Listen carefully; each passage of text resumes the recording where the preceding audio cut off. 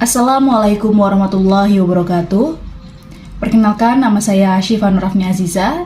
Saya dari kelas 12 BDP 1. Di sini saya akan mempresentasikan identitas buku Surat Kecil untuk Tuhan.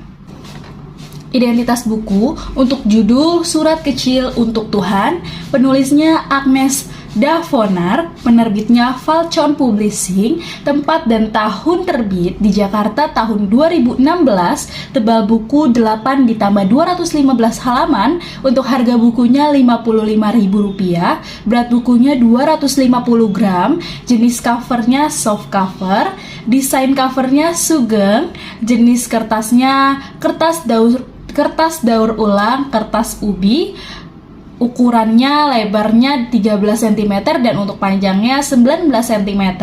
Untuk warna covernya ungu putih. Untuk nomor ISBN-nya 97899056151. Next. Yang kedua, riwayat kepengarangan. Agnes Davonar adalah nama pena dari dua orang kakak beradik yang sukses di dunia sastra. Bernama asli Agnes Lee, perempuan yang lahir di Jakarta 8 Oktober 1990.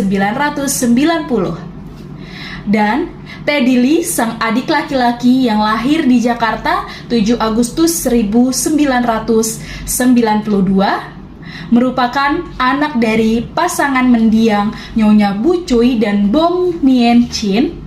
Dua kakak beradik ini telah menulis berbagai cerita yang menyentuh hati pembacanya. Selain dikenal sebagai blogger papan atas Indonesia dengan sejumlah prestasinya, mereka juga dikenal sebagai penulis novel bestseller, di mana mereka telah melahirkan 9 novel fiksi dan juga 2 biografi yang sukses diakui di berbagai perpustakaan di Asia dan juga di Australia, serta beberapa novel telah diadaptasikan ke layar lebar. Kini Teddy melanjutkan kehidupannya di Australia, sedangkan Agnes lanjut menghidup bahagia bersama ketiga anaknya. Next, yang ketiga, sinopsis.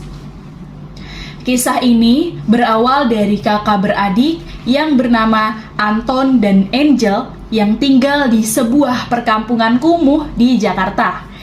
Mereka tengah menunggu kedatangan ayah dan ibunya sambil menahan lapar karena uang dan juga persediaan makanan mereka telah habis. Kemudian terdengar suara pintu diketuk yang serentak membuat Anton dan juga Angel bersemangat karena mengira orang tua mereka telah tiba. Namun yang datang adalah bibi mereka bersama dengan ketua RT dengan membawakan kabar buruk. Ayah dan ibu mereka mengalami kecelakaan bus saat kembali ke Jakarta.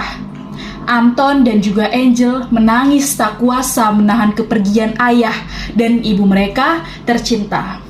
Setelah pemakaman ayah dan ibu mereka, Anton dan juga Angel kemudian diasuh oleh bibi mereka yang bernama Bibi Feli bersama Paman Marcus di Bekasi. Next, setiap hari Anton, Angel, dan juga Wira memutuskan untuk pergi ke taman bermain sebagai perpisahan karena mungkin mereka tidak akan bertemu dengan Wira lagi.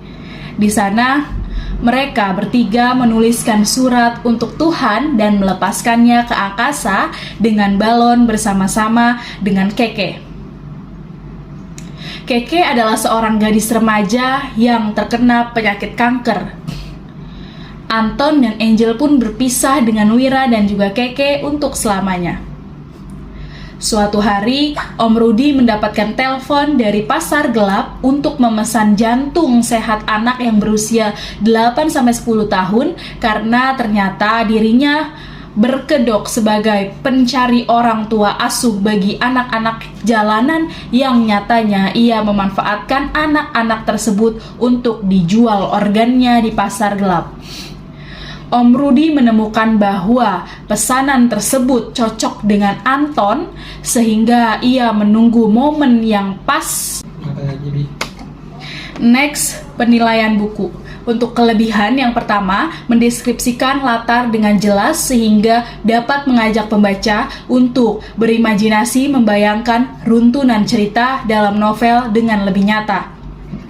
Yang kedua, bahasa yang digunakan komunikatif sehingga mudah dipahami. Yang ketiga, ceritanya runtut dan juga sangat mengharukan. Jika membaca novel ini, mungkin pembaca akan meneteskan air mata. Yang keempat, isi cerita menginspirasi pembaca untuk tidak mudah menyerah dalam mencapai cita-cita. Dan agar peduli juga terhadap hak orang lain karena keadilan pasti menang melawan kejahatan. Yang kelima, novel tidak terlalu tebal sehingga pembaca tidak bosan jika membacanya. Kelemahan yang pertama adalah pada halaman cover seharusnya tidak menggunakan warna ungu agar tidak terkesan feminim. Menjadikan novel ini kerap kali banyak dibaca oleh perempuan. Ada baiknya covernya menggunakan warna yang lebih netral seperti hitam, putih, biru, dan sebagainya. Untuk yang kedua, terdapat kalimat yang kurang sesuai dengan konteks paragraf seperti pada halaman 125 paragraf 4. Dalam paragraf tersebut, ada baiknya kalimat perkataan guru menggunakan bahasa Inggris agar sesuai dengan isi paragraf sebelumnya di mana dikatakan bahwa Angel sedang mengikuti kelas sastra Inggris. Apabila penulis ingin membuat masyarakat awam mengerti, dapat diberi terjemahan kalimat Inggris tersebut di bawahnya. Lanjut, untuk kelemahan yang ketiga, terdapat beberapa kesalahan dalam pengeditan di mana kerap ditemukan kesalahan pemberian jarak antara kalimat, padahal kalimat tersebut masih dalam satu paragraf. Seperti pada halaman 109 paragraf 3, ada baiknya dilakukan pengecekan ulang yang lebih teliti dalam pemberian jarak antara kalimat pada setiap paragraf sebelum dipublikasikan dalam jumlah yang banyak. Lanjut, untuk kelemahan yang keempat, terdapat beberapa kesalahan dalam pengeditan di mana kerap ditemukan beberapa huruf tercetak dengan tanda tanya. Misalnya pada halaman 32 paragraf 4, pada halaman 32 kata tidur tercetak sebagai tanda tanya yang menimbulkan ketidaknyamanan bagi pembaca. Ada baiknya apabila sebelum dipublikasikan dalam jumlah yang banyak dilakukan pengecekan huruf yang lebih teliti oleh editor. Kelemahan yang kelima, terdapat kesalahan dalam pemberian tanda baca. Misalnya pada halaman 27 paragraf 1 di mana kata anak-anak dicetak sebagai anak-anak yang menimbulkan ketidaknyamanan bagi pembaca. Ada baiknya apabila dilakukan pengecekan ulang tanda baca pada setiap paragraf dengan lebih teliti sebelum dipublikasikan dalam jumlah yang banyak. Untuk kelemahan yang keenam, terdapat ketidaksesuaian gambar dengan judul subbab, di mana pada setiap subbab diberi gambar yang sama dengan gambar langit yang mendung. Ada baiknya pemberian gambar disesuaikan dengan judul subbab. Misalnya, subbab surat kecil untuk Tuhan diberi gambar secara kertas surat. Nomor 7, beberapa kejanggalan dalam alur cerita seperti terdapat pada halaman 125 paragraf 1 dan halaman 201 paragraf 1. Pada halaman 125 dikatakan Angel telah tumbuh menjadi gadis yang cerdas, di mana seharusnya ia telah bisa mengakses internet Google dengan kecerdasannya untuk mencari keberadaan kakaknya. Namun, diceritakan ia baru mengakses Google setelah temannya memberitahunya.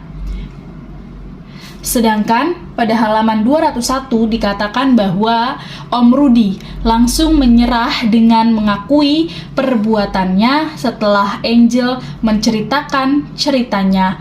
Padahal sebelumnya Om Rudy bersikeras menolak mengakui segala perbuatannya dengan terus mengelak dengan berbagai alasan. Next, yang keenam, isi. Kita dapat mengetahui arti perjuangan hidup dalam segala kepahitan yang dialami Angel akibat ketidakadilan yang ia terima. Namun, hal tersebut tidak membuat Angel putus asa dalam meraih keinginan dan juga cita-citanya untuk menuntut keadilan atas setiap kejahatan. Aksi heroik Angel dapat dalam menuntut ketidakadilan yang ia terima semasa kecil mengajak kita untuk tidak lekas menyerah dalam menghadapi setiap persoalan hidup.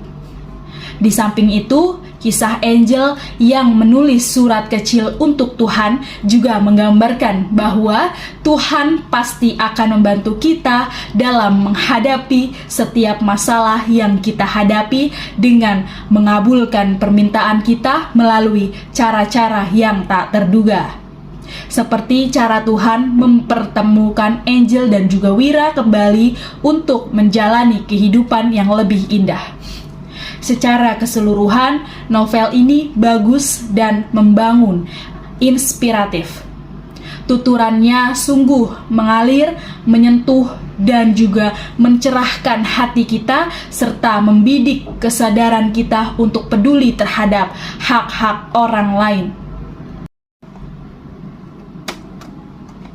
Next, yang terakhir, kesimpulan. Secara keseluruhan, novel ini mendidik dan juga bagus untuk dibicarakan oleh semua kalangan dan segala usia, khususnya masyarakat masa kini, karena banyak sebagian dari mereka yang tidak menghargai orang lain dan lekas menyerah dalam menghadapi persoalan kehidupan. Kebanyakan dari mereka hanyalah mengutamakan kepentingan diri sendiri tanpa mengetahui banyak orang yang berjuang untuk kehidupannya yang begitu sulit dan penuh cobaan. Semoga novel ini bisa menjadi penggerak keadilan seperti aksi heroik Angel menuntut keadilan di balik kejahatan yang keji. Keadilan yang tidak hanya sebagai bentuk penggerakan hukum, tetapi juga dapat memberi solusi kehidupan anak-anak jalanan yang lebih baik lagi. Sekian presentasi yang dapat saya sampaikan, kurang lebihnya mohon maaf. Wassalamualaikum warahmatullahi wabarakatuh.